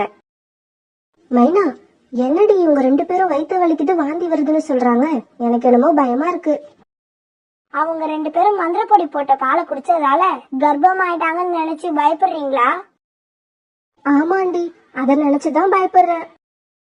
ஒருவேளை அப்படி நடந்தா அதை விட எனக்கு வேற சந்தோஷமே கிடையாது. நீ என்னடி இப்படி சொல்ற? பின்ன என்னக்கா, ஆஃப்டர் ஆல் ஒரு குழந்தை, அத கூட உங்களால பெத்து கொடுக்க முடியலையான்னு கேட்ட ஜக்கு. கர்ப்பமாகணும், வயிற்றுல குழந்தைய சுமக்கணும், அப்ப ஜக்கு படுற கஷ்டத்தை பார்த்து நான் ரசிக்கணும். ஆமா மைனா, ராணா கூட நான் 2வது கல்யாணம் பண்றதே குழந்தைக்காக தானே என்கிட்ட சொன்னாரு. இப்ப அவங்களே கர்ப்பமாயிட்டாங்கன்னா அப்புறம் கல்யாண பேச்சே எடுக்க மாட்டாங்க.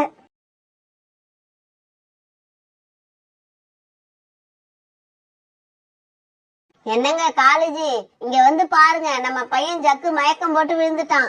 எல்லாரும் எங்க போயிட்டீங்க? கோரி இப்படி சத்தம் போட்ட உடனே காலு மைனா 2 பேரும் அங்க வந்தாங்க. என்ன கோரி, என்ன ஆச்சு? என்கிட்ட நல்லாதான் பேசிக்கிட்டு இருந்தான், திடீர்னு மயக்கம் போட்டு விழுந்துட்டான். இவங்க இப்படி பேசிக்கிட்டு இருக்கும் போது அங்க வந்த சோனா, அத்தை அத்தை, ராணா ரூம்ல வாந்தி எடுத்துக்கிட்டு இருக்காரு. ஐயோ, இவங்க 2 பேருக்கு என்னாச்சுன்னே தெரியலையே. கோரி, நீ பயப்படாம இரு, நான் போய் பருந்து டாக்டர் அழைச்சிட்டு வந்துடுறேன். பருந்து டாக்டர் வந்து 2 பேரும் நல்லா செக் பண்ணி பார்த்தாங்க. அதுக்கப்புறம் இப்படி பேச ஆரம்பிச்சாங்க. இந்த விஷயத்த உங்ககிட்ட எப்படி சொல்றதுன்னே தெரியல. டாக்டர், நான் வேணா நோட் எடுத்துட்டு வரேன், எழுதி காட்டுறீங்களா? சோனா, அவ வாயை மூட சொல்லு. டாக்டர், பயப்படுற மாதிரி ஏதாவது விஷயமா?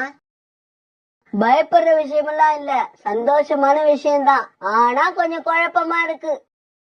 சந்தோஷமான விஷயமா? சீக்கிரம் சொல்லுங்க, எனக்கும் குழப்பமா இருக்கு. உங்க பசங்க 2 பேரும் கர்ப்பமா இருக்காங்க.